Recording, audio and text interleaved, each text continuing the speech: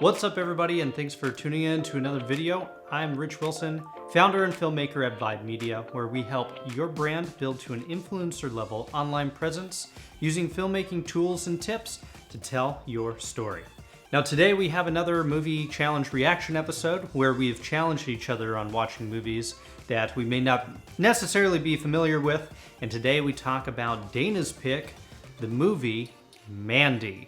Now, spoilers are in effect, as always, when we talk in depth on these movies, so you have been warned. So it's okay to, pause us, go and watch the movie, and then come back and see us react. So I'll let you have some time to do that.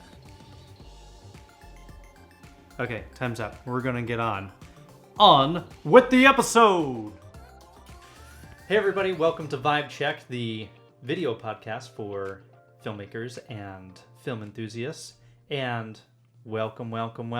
We've got Forrest, we've got Dana, and we are talking about our Mandy. Oh, we're talking about Mandy.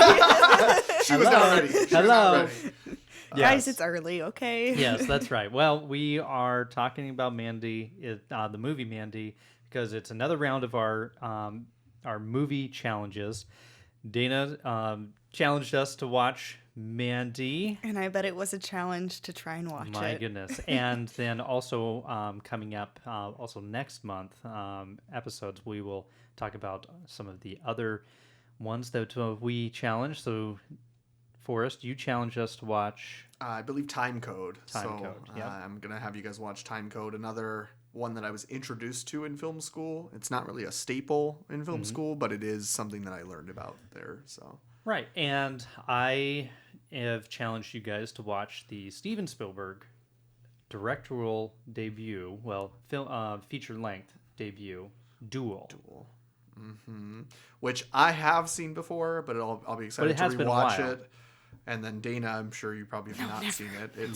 It's good. Steven, I was introduced to Steven Spielberg through Jaws and Indiana Jones and the classics. Okay. You'll understand. Not that Duel's not a classic. I just don't. It's never on my radar. You'll understand why this was like the first one. Mm-hmm. Yeah. It's good. Oh, yeah. It's yeah, different. it's like what, like 1975, something like that. Don't quote me on that. If you know the answer, let us know in the comments. But Mandy, I'm turning to you because this is your challenge. So take it away. So what'd you guys think? Oh my gosh. I already know what you think. I don't know what to think, I guess, is the better way to phrase that. Like, after I watched the movie, I was like, I don't know what I watched. Did I actually watch a movie, or... I felt the same way. Was I just super high? I don't know. I know. I felt the same way. I came away with the movie going, I need to have a talk with Dana about her taste in movies. Oh, what my do you goodness. mean? Elijah Wood produced it. Come on. That is true. I did see his name in there, so I was quite, like, oh, look at that, Elijah Wood. Yeah, nice. It's a very edgy film that kind of takes you on this weird, nightmarish trip where you can't really differentiate between reality and the weird gray goop that he ingested. Nicolas Cage, as in he. Yeah. Yes. So Nicolas Cage's character, Red. Wow. The movie kind of started off, just kind of, generic, right? Yeah. Just he was a lumberjack and he's okay, and very quiet, stoic kind of guy, Mm-hmm. I would say. And then there's Mandy, who's very introverted. Introverted. Just very to herself, even with her husband. She's in her own kind of world, and I Mm-hmm. think that's what kind of draws people into her. That's why Red is so attached to her, and that's why this cult leader ends up taking such a fascination to her and even saying, like, I could hear you calling out to me. And I feel like it's because her energy just kind of draws in other people who are seeking. That's at least what I took away from it. I also watched it last night, so just to remind yourself, just very right? fresh in my head. So it's fresh. It was weird. I feel like even from the beginning, I felt like I was already on a trip. I guess like I felt, obviously it makes more sense as you go on later, but it's in that weird realm of like you don't know what's real, right. It's very lackadaisical and very hazy. Yeah. Dazed. Just from the start, it's a very weird feeling right off the bat, and I did, I'll talk about it here in a little bit probably, but the irony of red, the name, and all that stuff. Oh, So, and then like, all the colors. And Okay, but how beautiful were some of the colors? I know you probably struggled to see.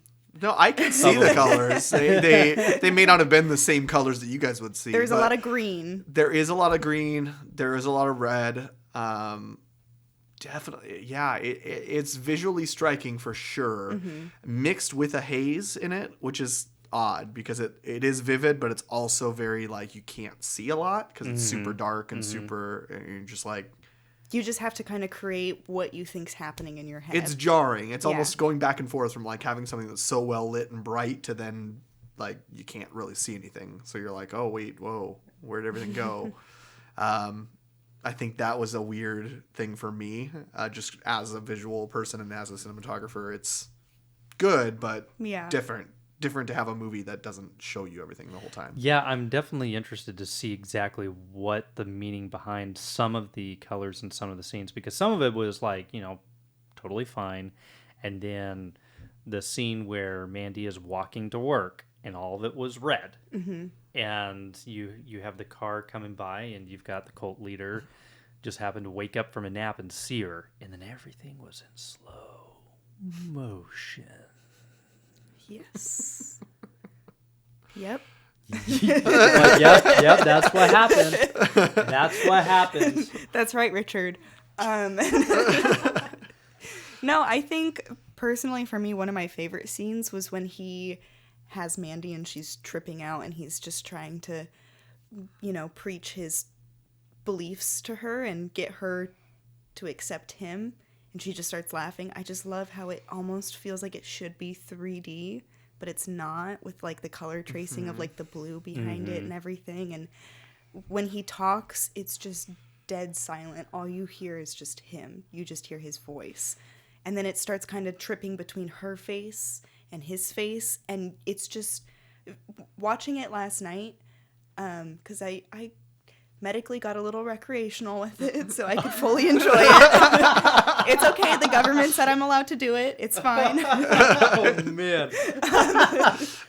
That probably brought a whole other element to it. Oh, yeah. Well, just watching it, and you're just so enthralled into what's happening on the screen, you almost don't notice when it's transitioning between her face and his face. And I'm just sitting there, and I'm just like, what is going on?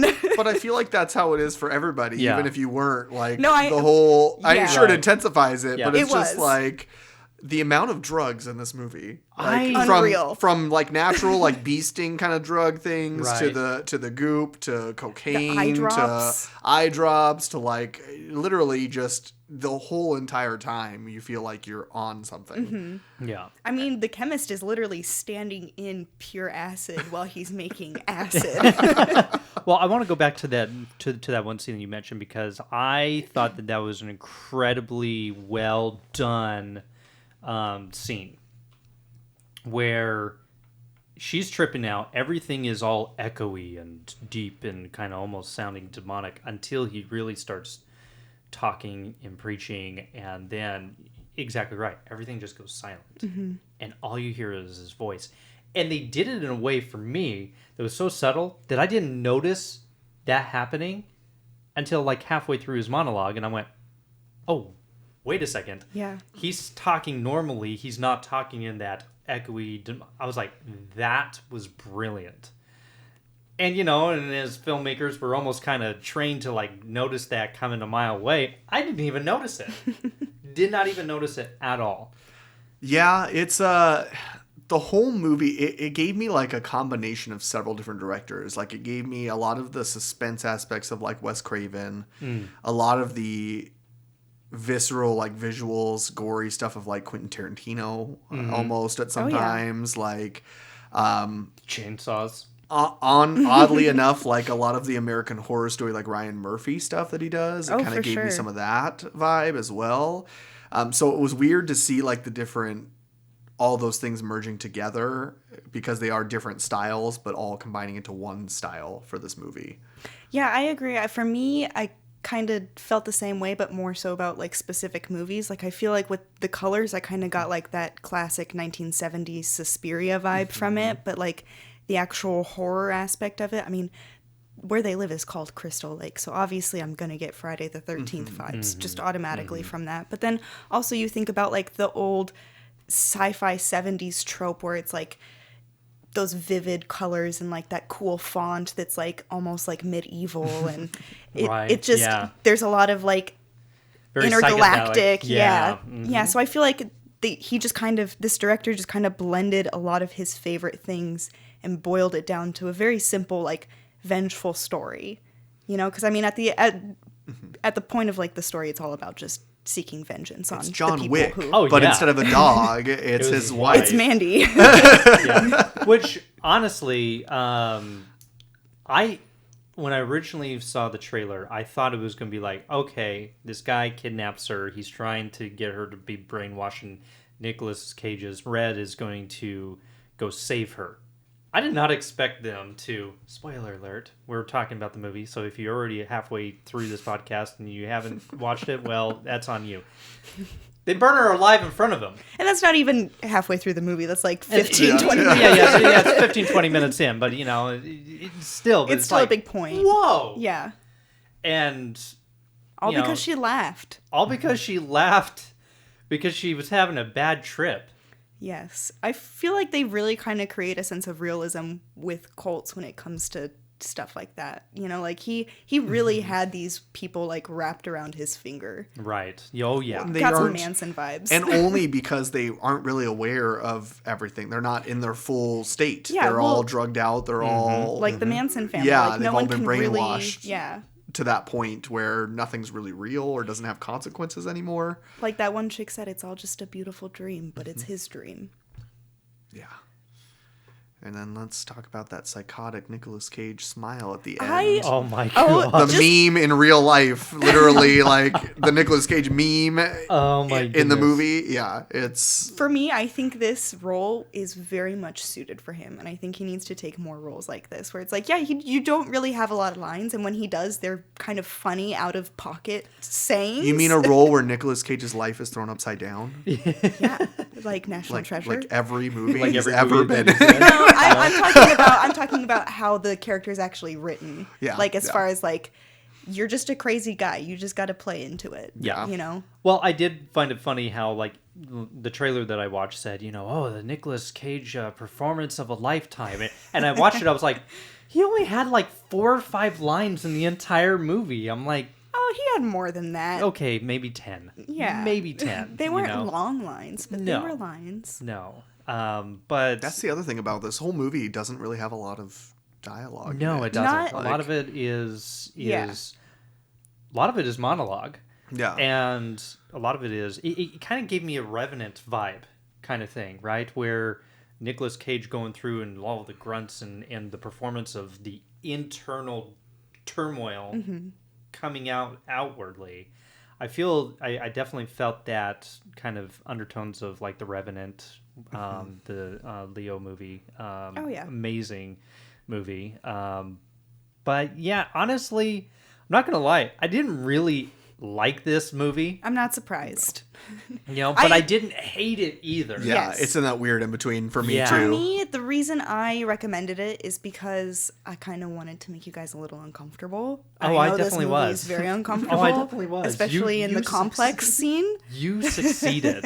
You succeeded. But also, I mean, a movie doesn't have to be good solely based on how good the actual story is. You know, I think what makes this movie good is a lot of the visual effects, a lot of the color scheme, a lot of the camera work that they do, a lot of the audio. I feel like all of the elements combined make it a good movie. And if it wasn't for one thing, then I don't think it would be as much of a cult classic as it is. Because even though it's only, I think this 2-year anniversary was like in October, it's still like got a cult following already. Like Alamo Drafthouse a few months ago showed it for its 2nd-year anniversary, and they actually gave away boxes of like the Cheddar Goblin mac and cheese. The Cheddar Goblin. Yeah. Oh my gosh, that was... How funny and like just weird was that? Like they actually have like, you know how like they have the life-size Baby Yodas? They have life-size Cheddar Goblins. Do they really? Yes. Oh my goodness. This movie has like a legitimate cult following, and it's like the weird people. But I mean, It's still a big fan base. Yeah. That'd be an interesting topic to actually touch on is cult classics. Yeah. I think talking about what movies actually, well, what defines a cult classic, and then also which movies kind of fall into that. Have that. And honestly, what's kind of interesting, our challenges kind of revolve around that a little bit, around that ideal. So they'll be interesting to see how we explore that in the coming episodes. Well, you mentioned the audio. That was my favorite part of the entire movie. Like the sound in this, the sound mixing, the design of it was incredible. Mm-hmm. And I feel like the music too really helped kind of give a lot of the moods that you're supposed to feel when it's showing these really eccentric scenes. You know, when it's purely just landscape, when it transitions from nighttime to daytime and they're at the lake and it's just very peaceful and you just feel happy for them. Yeah. At least I felt happy for them because I already knew what was going to happen. So, well, I think that was why I said things like Wes Craven kind of reminds, because it's the same thing for, think of Scream when there is that tension. It's like very visceral, high pitched, weird noises, and then when it's daytime and it's normal conversation that's or doing the story, it's not as creepy music. It's very lighthearted music, so it does that balance the same way, and it gave me that same vibe. Yeah. But it also had such randomness in this movie. Like all of a sudden he goes around and he gets a couple of the bikers, are they demons? Are they real people? I don't know. Whatever. But then he just ends up at like this random warehouse where this guy is like literally in nothing but an apron and he's got a tiger next to him. Lizzie. He's like, that's Lizzie. Oh God, you're right. And he frees Lizzie. Yeah. No. What? It's like, okay, was that guy tripping and saw red and just I have the answer for that. Oh, okay. Okay. So when he's in the apartment complex and he's dealt with the bikers and he eats the goop, that big flash he sees in that radio tower is where he goes next, where the chemist is who developed that goop stuff, who tells him where cult leader what is. are they, like the Children of New Dawn or something like something that? Yeah, the Children of New Dawn. Which also, funny enough, the guy who plays the cult leader is a real cult leader in real life. The actor? Mm-hmm. Yes. Interesting. Well, because that actor is, he was in Law and Order SVU as a big lawyer guy. I'm also rewatching and almost caught up on Vikings, and he was in Vikings as well as King Egbert from Wessex. So it was just like, it was kind of weird timing because I'm like, I just saw him, die in Vikings. Sorry, spoiler alert. Come on, man. Always spoilers. And then I see him in this. I'm like, what is going on? I can't get away from this guy. And then I see him in a freaking nuclear silo, it seemed like, and all the red, which was also very interesting, where it was also strobing. But it reminds you of fire too, because again, going back to the very beginning, the red, she's still burning, red flashing, and it's Oh, I wonder if that has anything to do with why it's still red, because they keep saying she's still burning throughout the entire. So that could be that, or Kill Bill, the same rage where it's like every time she sees somebody, it's flashing that red because that anger. It goes classic tropes. Oh yeah, I feel like this movie really brushed up on a lot of classic tropes.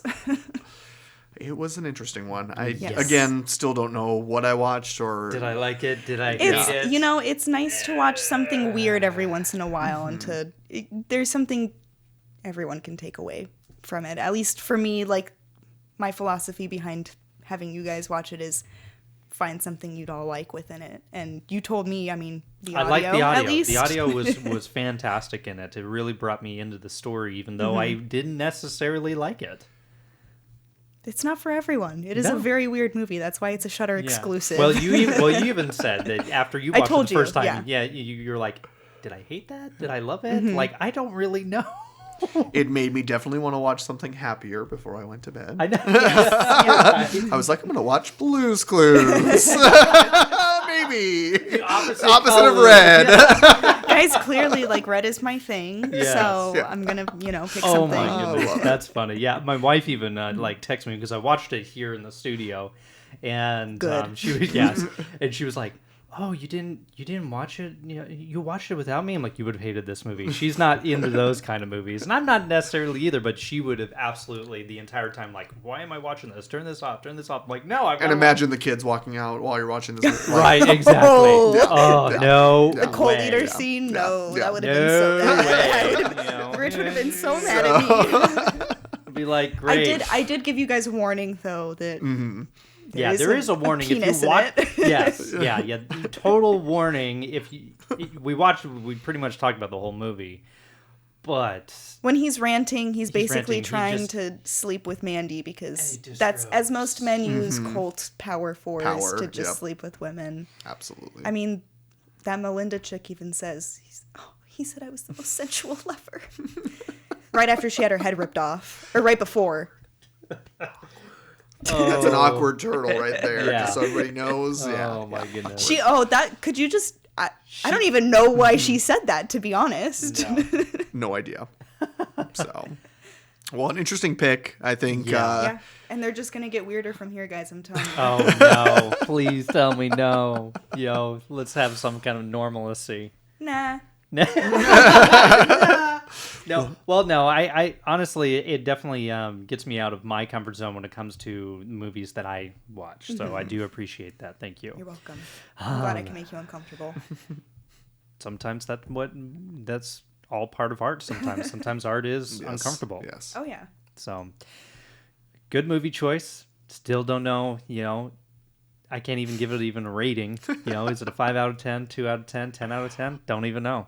For me, it's an 8 out of 10 just because, I'm into the weird movies. Sure. But for Obviously. you guys, I did not expect either of you I guys don't to know. like it. I purely picked it because I was like, okay, I think Forrest is going to really appreciate a lot of like the color work that they use with it. A lot of like the cinematography, like camera angles and trippiness and I figured, you'd find something in there. Yeah, the audio. The sound design of it was brilliant. And I liked everything. Yeah. So For me personally, I don't even know how I would even direct something like that. They did. It's not necessarily my wheelhouse, but I think he did it kind of like a storybook in like chapters because there's like a title for each thing. I did and notice then it that, leads to Mandy, boom, which is like the boom. full vengeance story. Yes. Yeah. I think that might be like the best way to direct something like this, present it like a book. Yeah. It's a lot dependent on afterwork too. You got to think of how they're filming it in person and how much of that visualness comes after the fact. So I don't even know how you would picture starting to film that, knowing that it's not going to look anything like what you're actually filming at that point in time. Oh, yeah. Like with all the layers and things that you're going to add after the fact. So I think it's as close as you'll get to actually experiencing a trip without consuming any drugs. You said it. Yep, absolutely. That If says that's it what there. it's like, then I'm definitely not touching anything. All right. Well, thank you again for joining us here on the podcast. We've got definitely more movie challenges coming up our way. We'll hit those next month because next week we'll probably talk about cult classics, and then actually just a preview. We've got looking at our schedule. In 2 episodes, it's going to be Christmas Day. Woohoo. And so there is, obviously, if this is a film podcast, there's got to be only one movie we have to talk about on Christmas Day, and that is Die Hard. Is it a Christmas movie? Is it not? Let us know. Stay tuned. Let us know in the comments. We want to tally up some votes and stuff. We'll take a poll if you think that it's is it or isn't it? So we'll see. Let us know. We got our socials and everything in the description, social media. Subscribe, comment down below, all that good stuff. For the love of God. Well, we're having a lot of fun, but until then, keep vibing. Bye, guys. Bye. Yeah, I'm not gonna lie, that was kind of a trippy movie. I don't know about you, but okay. Well, I hope you enjoyed the episode, and if you like the show, be sure to hit that like button and follow, subscribe. You know what to do. Let us know in the comments what you think of the movie if you did see it. Plus, make sure to subscribe to us as we come out with new episodes every single week and also new content coming up.